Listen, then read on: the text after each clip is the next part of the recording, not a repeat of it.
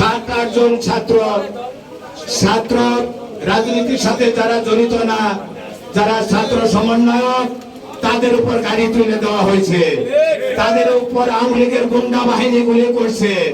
আমাদের কাছে সেই ভিডিও ফুটেজ আছে, আমরা একটা একটা করে ধরবো, বিচারের আওতায় নিয়ে আসবো, ইনশাল্লাহ ফাঁসির কাঠগড়ায় ইনশাল্লাহ আমরা আইনের মাধ্যমে তুলে দেব, আইনের মাধ্যমে তাদের বিচার হবে।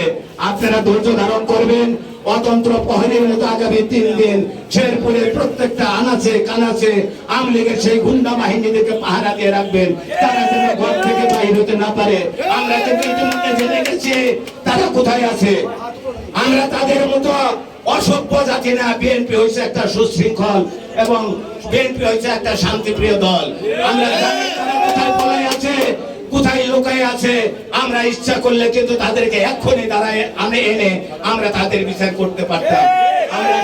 আমরা সেই বিচারে নিজের হাতে নিব না, কাজেই আইনের হাতে আমরা তুলে দিব।